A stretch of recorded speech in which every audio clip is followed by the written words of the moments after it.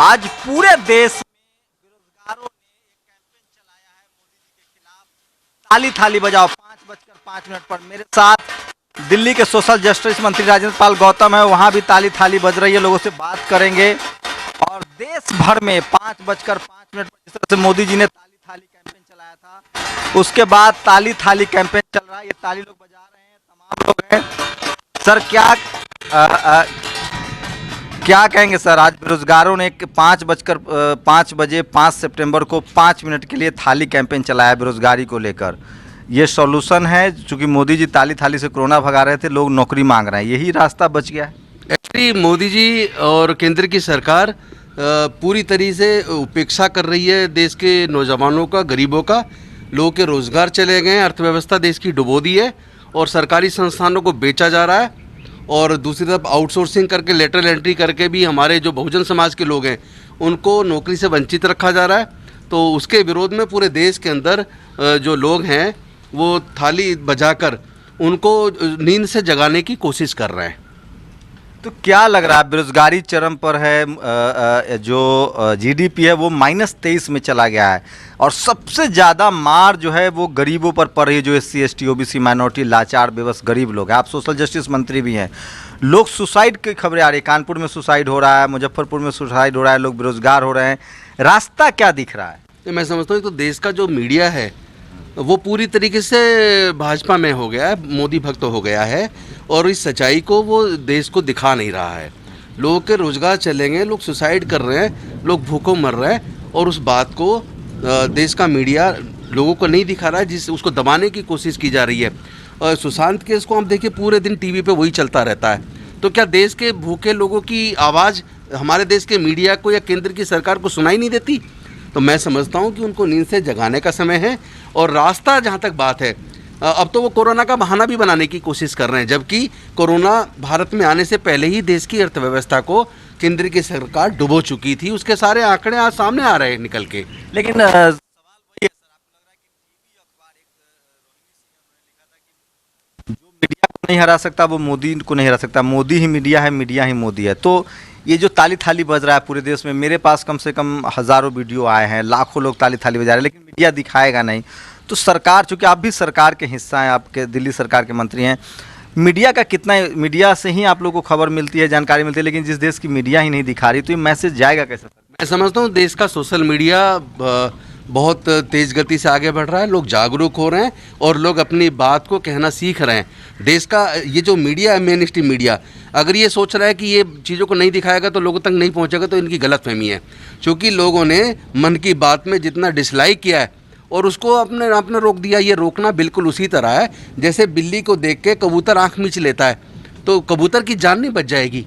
मोदी जी जिस रास्ते पे चल पड़े, देश को बर्बाद करने पे तुले हुए हैं, तो फिर देश की जनता आने वाले समय में मोदी जी को और भारतीय जनता पार्टी को पूरे देश में सबक सिखाने का काम करेगी। तो देखिए, और भी कुछ हैं मंत्री जी के यहाँ। डॉक्टर रितु हैं। रितु, क्या लग रहा है, बेरोजगारी से निपटने का कोई रास्ता है, या सरकार लगता है आप लोग की बात सुनेगी?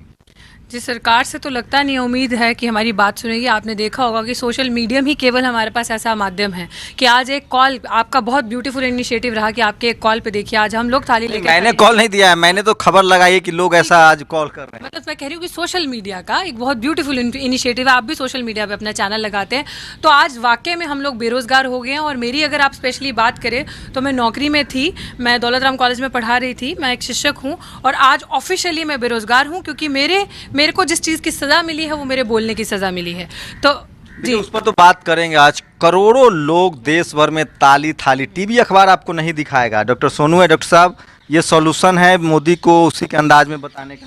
जी बिल्कुल, कुछ ऐसा ही अपनाना था जैसे उन्होंने किया, जो प्रोसीड किया। जैसे कोरोना आया, ताली थाली दे करके ध्यान भटकाया, तो उनको ध्यान दिलाने के लिए ये जितने युवा हैं देश के, ताली थाली 5:05 में 5 सितंबर को रखा गया था। वो हमेशा कौन सा अनुप्रास अलंकार का प्रयोग करते हैं, तो उनके लिए ही है, ताकि उनकी आंखें खुले और देखें कितने लोग बेरोजगार हैं। इवेंट मैनेजमेंट का जवाब इवेंट मैनेजमेंट। जी बिल्कुल, जो हमारी युवा पीढ़ी है अब पढ़ रही है, ज़्यादातर युवा पीढ़ी सब कुछ समझ रही है, तो चाहती है उन्हीं के शब्दों में उनको जवाब देना। तो ऐसा नहीं कि सब कुछ खत्म हुआ है। चाहे आप टीवी अखबार जब देखते हैं तो आपको लगता है कि देश में मोदी जी की लहर है, कोई टीवी अखबार सर्वे करता है, लेकिन ग्राउंड पर आज जो वीडियो आ रहे हैं उससे लगता है कि ऐसा कुछ है नहीं। लाचार हैं, बेबस हैं, 370 भी हट गया, राम मंदिर का भी शिलान्यास हो गया, लेकिन पेट का सवाल है साहब। बच्चा को आप कब तक कहेंगे कि झुंझुना पकड़ो भूखे रहो, वो एक न एक 2 घंटा 4 घंटा 5 घंटा, अब तो 6 साल हो गए, रोएगा ही रोएगा। लक्ष्मण यादव जी, बेरोजगारी अब सबसे बड़ा मुद्दा हो गया है।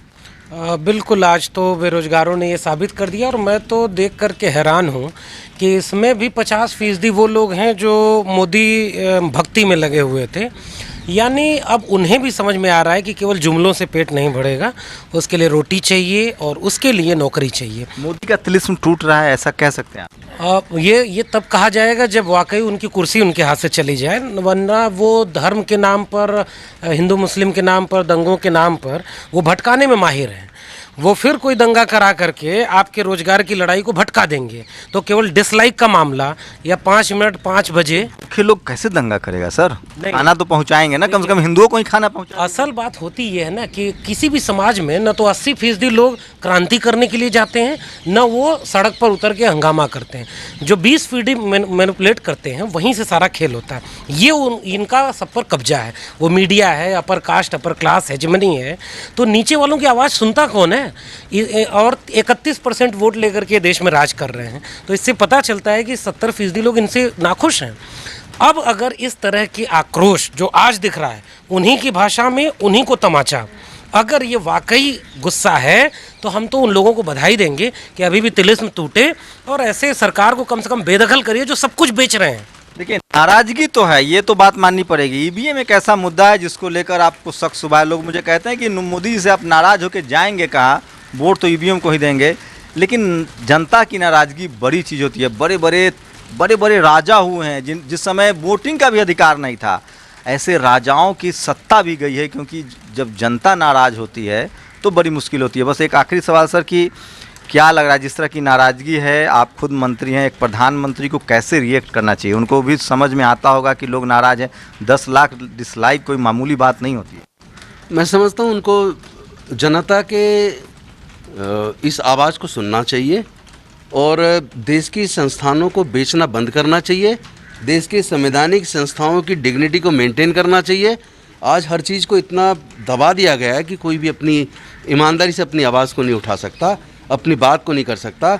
और यहाँ तक हो रहा है कि जो न्याय की उम्मीद लोग लगाते थे, उस न्याय की उम्मीद से भी लोग वंचित हो गए हैं। लोग डरने लगे हैं, अपने घर में भी सुरक्षित महसूस नहीं करते हैं। लोगों का रोज़गार कल चला जाए उनको पता नहीं है।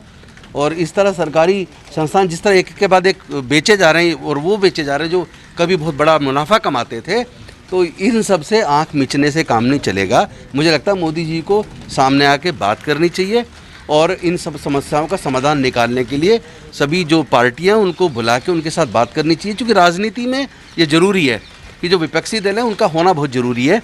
विपक्षी दल की आवाज़ को दबाने की बजाय उनके साथ बैठ के चर्चा करके कोई अच्छा रास्ता निकालना चाहिए। टीवी अखबार आपको भले न दिखाए, नेशनल दस्तक पर आप देख सकते हैं। मेरे पास हजारों ऐसे वीडियो आए हैं गाँव से, ग्रामीण इलाकों से। और मैं फिर कह रहा हूँ, रोजी रोटी एक ऐसा मुद्दा है, भूखे पेट भजन नहीं होता है साहब। ये सरकार को समझना पड़ेगा। अगर सरकार कम से कम रोजगार के मुद्दे को हल नहीं करती है, युवाओं को रोजगार नहीं देती। अब तो पबजी भी बैन हो गया, डाटा भी महंगा हो गया, इंटरनेट भी नहीं है। बच्चे करेंगे तो क्या, मोबाइल में भी नहीं फंसेंगे?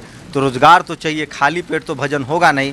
फिलहाल प्रधानमंत्री के खिलाफ एक बड़ा गुस्सा दिख रहा है युवाओं में, और वो ताली थाली बजाकर इसका विरोध कर रहे हैं। टीवी अखबार इस खबर को छुपा लेगा, लेकिन शुक्र मनाइए कि सोशल मीडिया है, ट्विटर है, फेसबुक है, इंस्टाग्राम है, व्हाट्सअप है। सरकार फिलहाल उसको भी कंट्रोल करने की कोशिश कर रही है। लेकिन आप 21वीं सदी में हैं, जहां सूचनाओं का अरसार प्रसार जो है वो बहुत तेज़ी से होता है। और उसी कड़ी में लोग थाली ताली बजाकर रोजगार की समस्या को लेकर विरोध प्रदर्शन कर रहे हैं। कैमरामैन मनोज के साथ शंभू कुमार सिंह, नेशनल दस्तक, दिल्ली। नेशनल दस्तक की आपसे गुजारिश है कि अगर इसको बचाना चाहते हैं तो नेशनल दस्तक को सब्सक्राइब करने के लिए रेड कलर के सब्सक्राइब बटन को दबाएं, फिर बेल आइकन की घंटी दबाएं। नेशनल दस्तक को बचाने के लिए बहुत जरूरी है कि हर खबर को शेयर करें, लाइक करें, कमेंट जरूर करें।